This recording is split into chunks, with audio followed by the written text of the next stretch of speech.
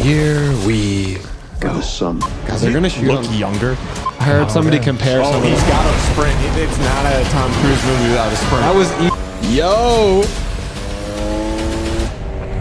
Welcome to Backseat Directing. We talk about movies, TV shows, comics, and more. We're your hosts, Andrew and Aaron. and we put out new episodes every Monday and Thursday. And on this episode, we're reacting to the new Mission Impossible 7 trailer. 3, 2, 1. Action.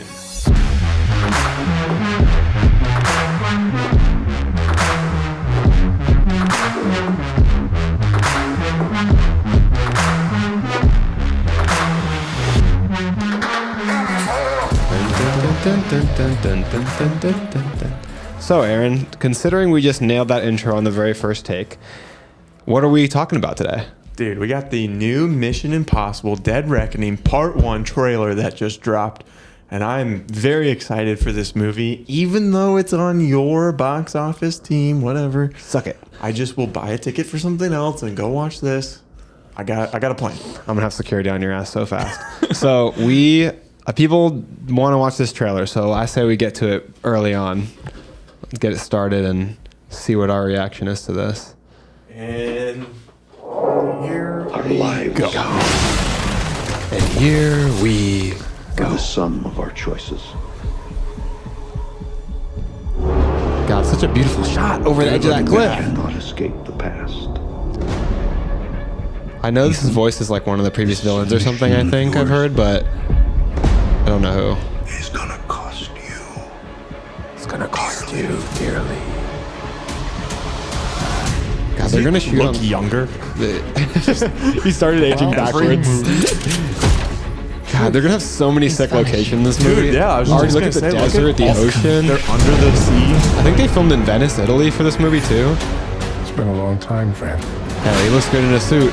My boy looks good in a suit. Power represent. Those anamorphic It knows flares our story. going on. I heard somebody compare some of He's them. got a sprint. It's not a Tom Cruise movie without a sprint. That was easily cheetah speed. That was easily 60 miles per hour. He was just running.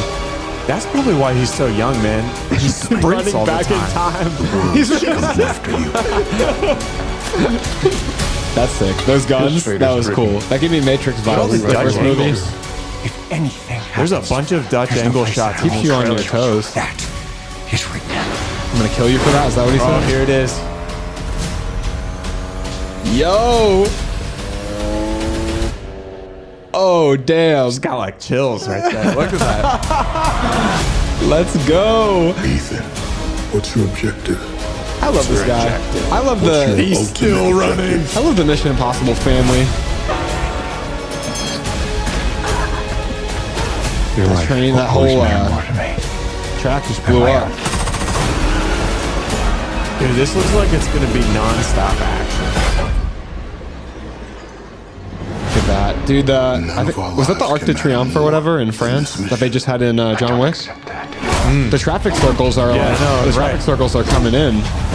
Oh, he's beating that guy down like Batman in that Those trailer. look like hard hits. He's hitting him with the bows. Oh, Look at all the that's cool. colors. Yeah, it's really dynamic. Like the environments, the colors, the sets. Like I said, environments and sets. Those are the same thing. That's right from Uncharted.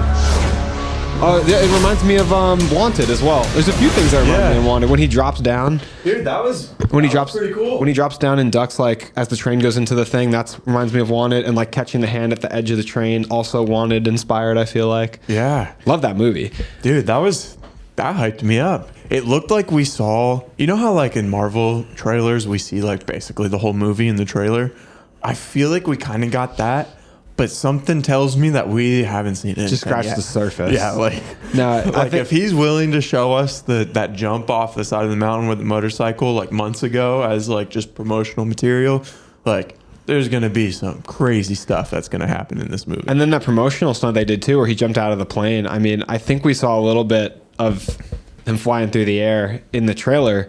It's hard because the trailer's so discombobulating, but that's got to be a small taste of what they've got It in that didn't sequence. really like tell us much about the story aspect. They kept it with the speed of the clips was definitely there. It's definitely something to get you hyped and excited, but I have a feeling that the story element's going to be there. I feel like for pretty much every Mission Impossible movie, maybe besides like the second one, has like gotten better and better, but they haven't like sacrificed the story. You know, like the action just keeps one-upping itself, you know, each movie, but the story is still there. And I think that's really important. And I think that's like the opposite of what we're seeing with the Fast and Furious franchise.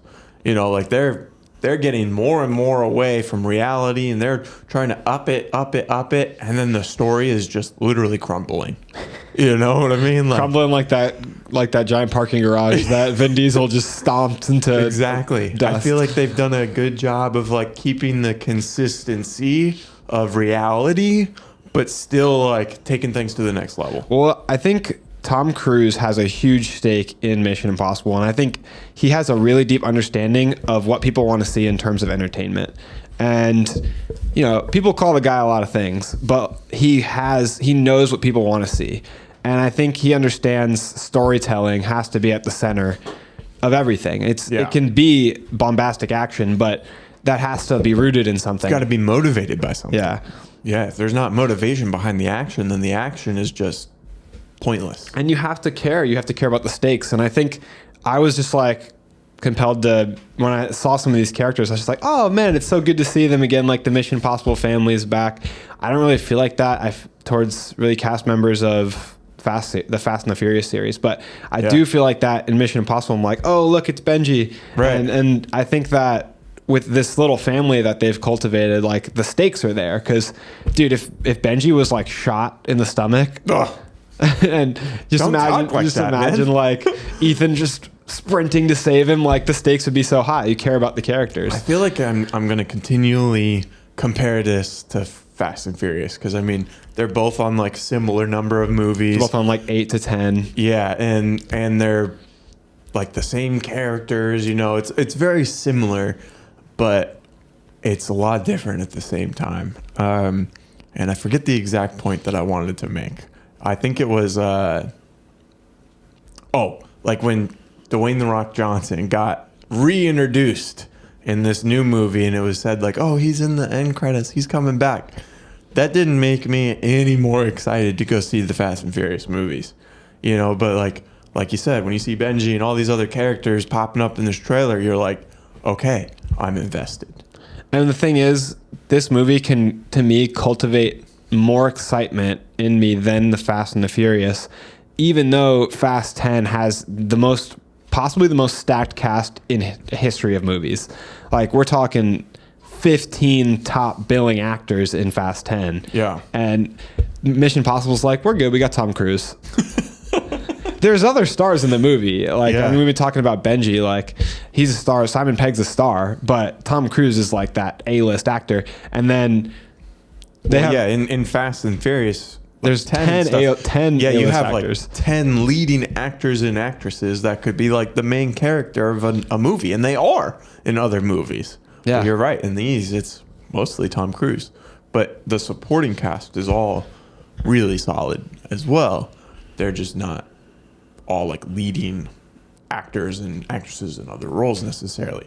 But I'm way more excited to see this. What element are you most excited for? If you were to break it down, like, are you excited for car scenes, like big stunts, like jumping out of the plane? Are you excited for the fights, or what? Honestly, the thing that I'm most excited for is the story. I want to see how they're able to just like take it to the next level and make me care about these action scenes. Make me want to see part 2, you know, because this is the end of the series, the end of the franchise, but it's only part 1. So I want a story that I'm like, kind of like Infinity War, you know, where you leave the theater and you're like, how did the movie end right there? Like, it's not over yet. Like, why is I got more popcorn left. Like, I'm ready to stay right now. Like, that's the feeling that I'm hoping that I get from this movie.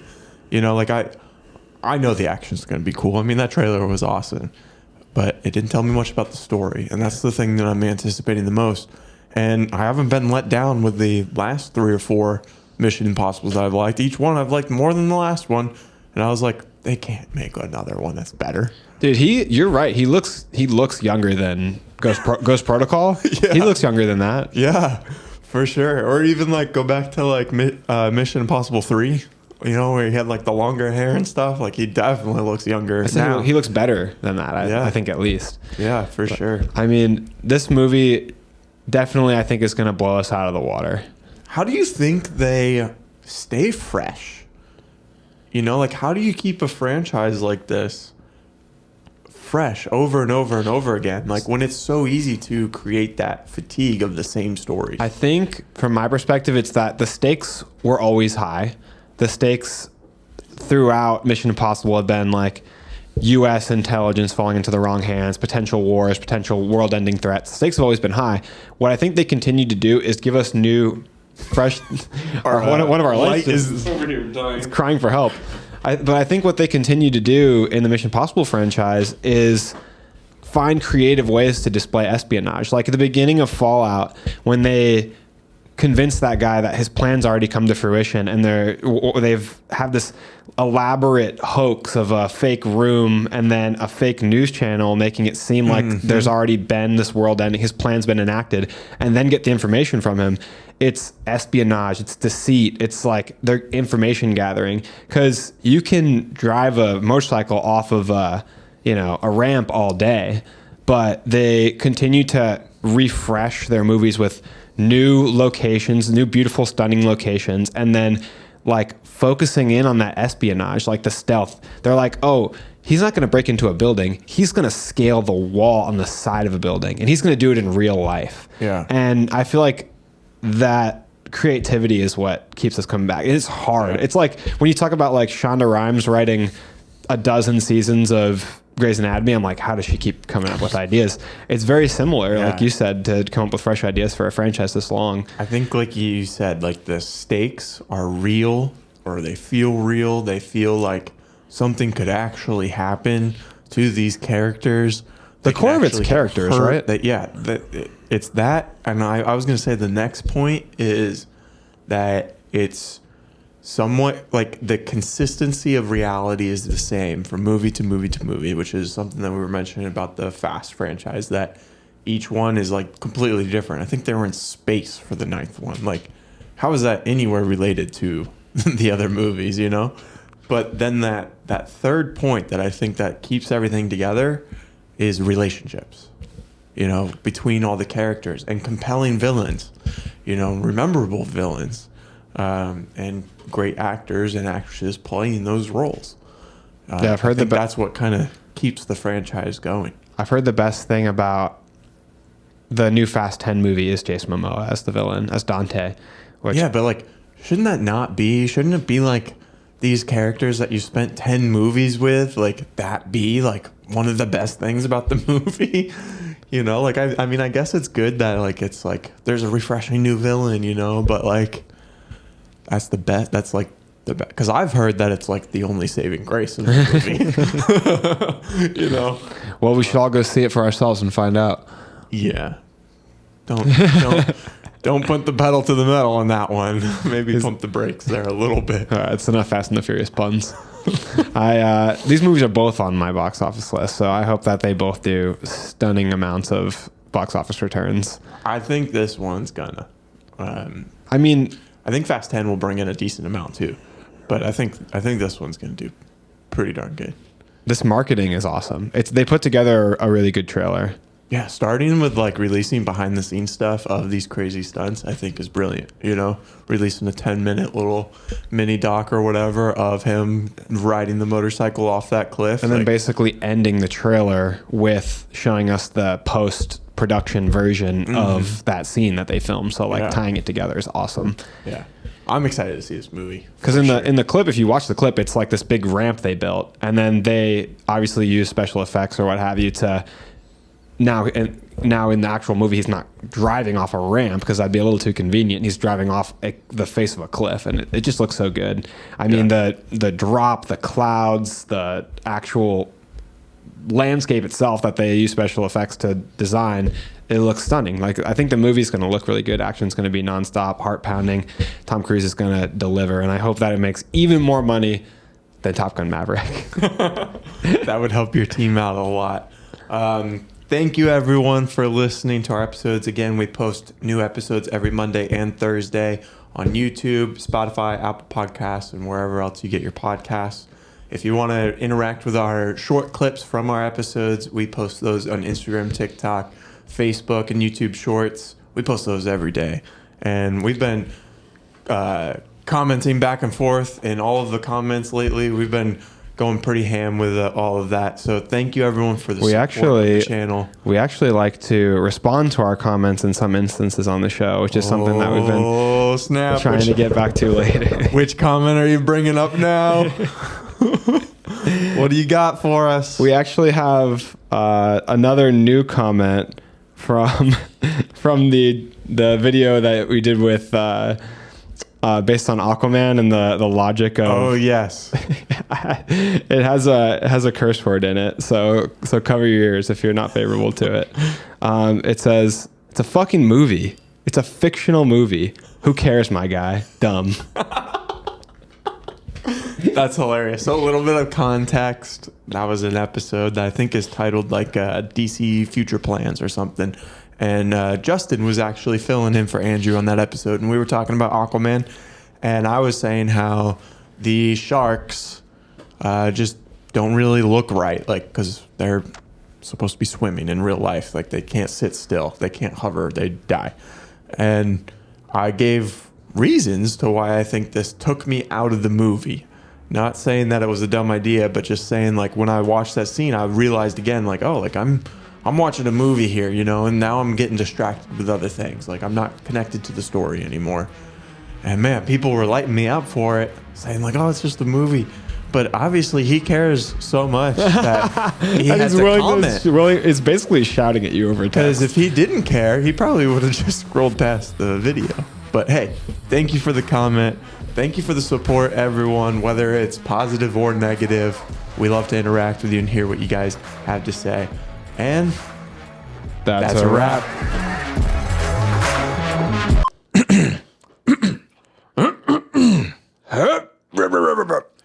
Welcome to Backseat Directing, where we talk about movies, TV shows, comics, and more. We're your hosts, Andrew and Aaron. And we put out new every month. We put out new every episodes. And on this month, we're talking about every topic. All right, let's cut. Take two. Topeka, Kansas. Welcome to Backseat Directing. What was that, man? You all right? It's the third try. You gotta get to the third one. That's fine. All right. Welcome. I said 3. No, I'm sorry. You son of a bitch. All right. Welcome to Backseat Directing, where we talk about movies, TV shows, comics, and more. We're your hosts, Andrew and Aaron. And we put out new episodes every Monday and Friday. Why'd you say Friday? It's Thursday, man. All right, we're just going to continue with this. No, come on. We can get it right. I feel like we should just listen to all this. Just put it all in. I feel like you're going to. You want to start? Let's just start at the beginning. All right.